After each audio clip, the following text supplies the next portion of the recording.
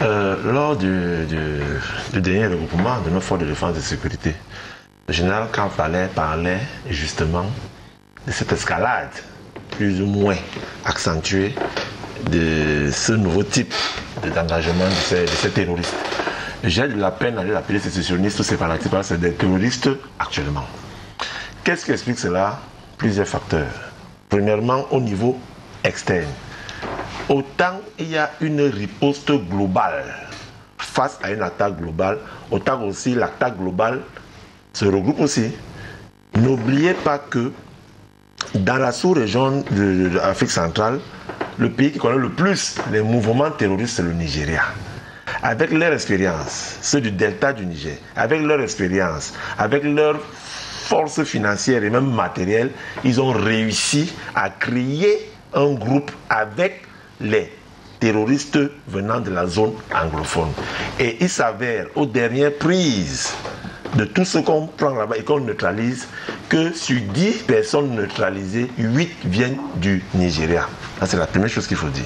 La deuxième chose, c'est que le boulevard ouvert après la disparition du maréchal Idriss Déby fait donc à partir de la Libye, le départ de Kadhafi, on a donc aussi un autre boulevard là qui fait en sorte qu'il y ait une profusion et un passage d'armes avec les frontières poreuses qui font que les gars sont de plus en plus suréquipés. Troisième chose, le jeu voilé des amis.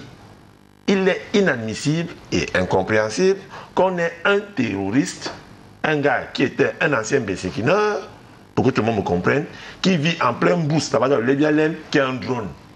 Il y a un problème.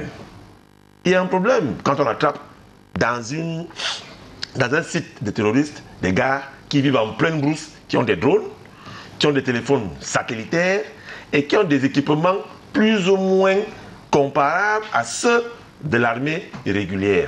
Ça veut dire qu'il y a des complicités et en interne. Vous vous rappelez qu'il y a 2 jours, il y a un militaire du BI qui a été attrapé à Manoka en train de vendre les armes à un terroriste.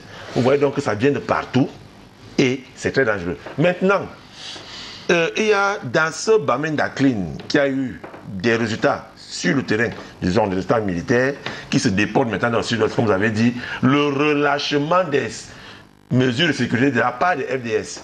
De plus en plus, on a passé presque un an sans qu'on ait entendu qu'un militaire a été kidnappé. Mais aujourd'hui, on recommence à les kidnapper. Pourquoi? Parce qu'ils ont eux-mêmes baissé la garde.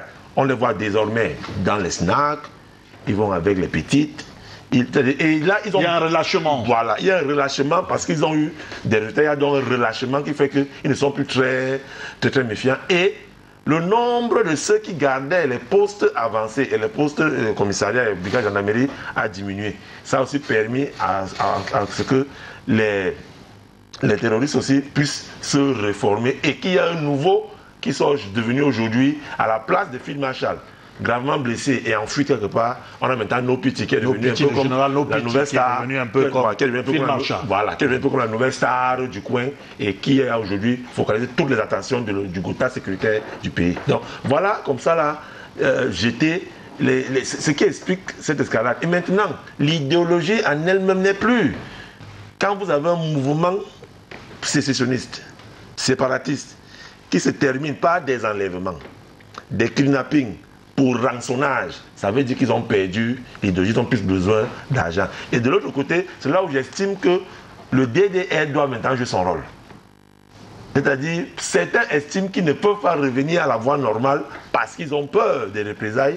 Et de l'autre côté, certains estiment que non, ils ont de plus en plus d'argent de par leur vie passée. Donc il y a donc au milieu là, qu'est-ce qu'il faut donc faire? Est-ce qu'il faut tout? Et le dialogue continue. C'est-à-dire, le Premier ministre, les élites du coin continuent à travailler dessus, sans oublier que l'option militaire continue pour protéger les paisibles citoyens qui sont dans la zone. Et je remercie sincèrement la population qui a fait une marche énorme il y a un mois où on a vu 7000 personnes à Bamenda en train de défiler pour dire non et que c'est trop. Et ne mettons pas en sourdine Ayabacho Lucas qui a fait une sortie en demandant que les villes mortes s'arrêtent. Quand un idéologue de cette trempe commence à dire que les villes mortes s'arrêtent, il y a quelque chose. Est-ce que c'est les menaces du Maryland, parce qu'il y en a 3 qui sont devant la justice là-bas, qui font que les gars commencent à reculer? Ça veut dire que si la communauté internationale s'y met aussi, et en interne, ça peut donner des résultats. Alors, parlons justement de